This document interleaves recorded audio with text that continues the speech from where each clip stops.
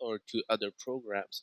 So those interfaces work like a bridge for our programming perspective. Similarly, if we look at this program, which is the PhoneBook Ruby script, we have got four functions. In one of the functions, we are going to insert some data. In the other function, we are going to take out one of the data and we're going to delete that. Similarly, in another function, we're going to update one record, and there will be another function or two which will take a parameter, or it will take a request from the user. Suppose you want to in all of our phones, this is a basic functionality.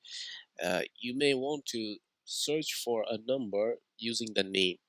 So when you even if you look at your computer, if you're reading a PDF file, or if you're reading a book which is a PDF file, if you hit Command F or Control F for Windows, if you hit that, it will pop up a single input dialog box, which will ask for your input. If you type in a name, it will search all the possibilities inside that document. Similarly, if we talk about the phone book example, it's going to take an user input. If you type a person's name, it's going to take you to that person's phone number.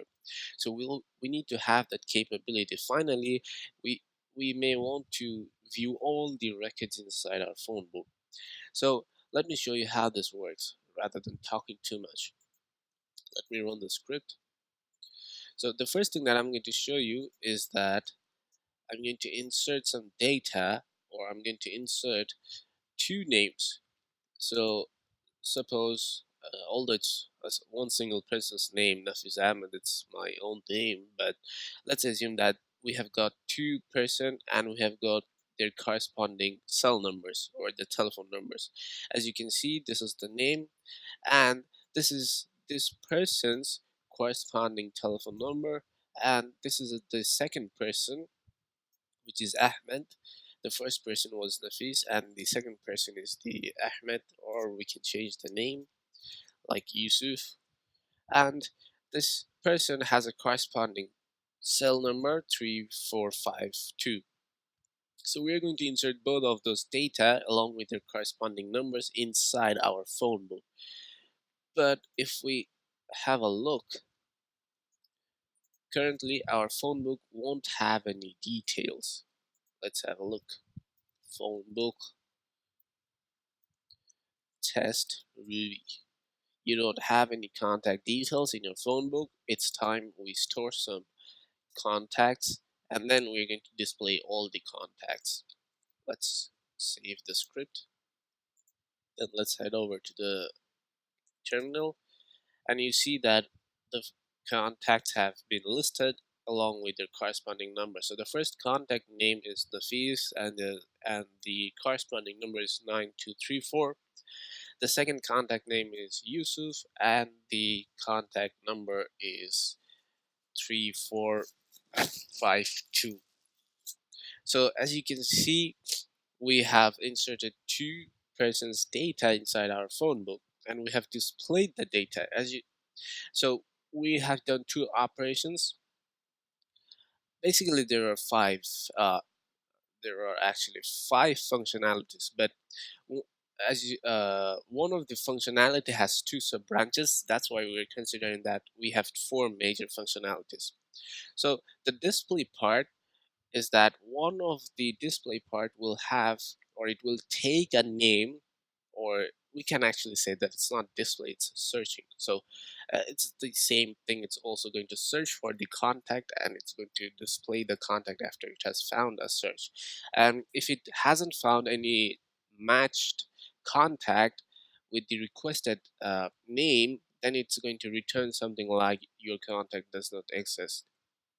So suppose if we test something like we have inserted the data, two persons data, and we have displayed the data, and you can see we have got all those data displayed. Now what happens if we want to delete one single contact? So delete contact, and let's And let's say that we want to delete Yusuf's contact. So let's save this file again. Let's clear the window and let's run the script again. So now you can see that we only have got one single contact remaining inside our phone book. The other contact information has been erased, which was Yusuf's information. So the name along with the phone number has been removed by this function delete contact. And the second thing is, not the second thing, the third thing is that we're going to replace a contact. How do we do that? Let's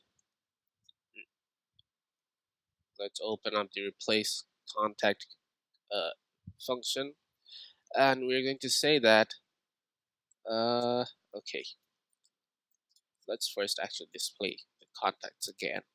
So we have got the two persons data. So our objective is to replace Yusuf's contact with another new contact. So let's do that. We're going to uncommand this function, and we're going to say that we want to replace Yusuf's contact, which means replace means the previous contact will be deleted and a new contact will be inserted in its place. So let's save this. Let's rerun the script. As you can see in our previous, when we ran the script in our previous instance, we had Yusuf's contact along with his number, but then we said that we want to delete Yusuf's contact and we want to replace Yusuf's contact with Ahmed's contact, which is Ahmed, the name, and the contact number is 3423. Now we have got the contact number Ahmed and 3423. Now you don't see Yusuf's contact being displayed on this screen.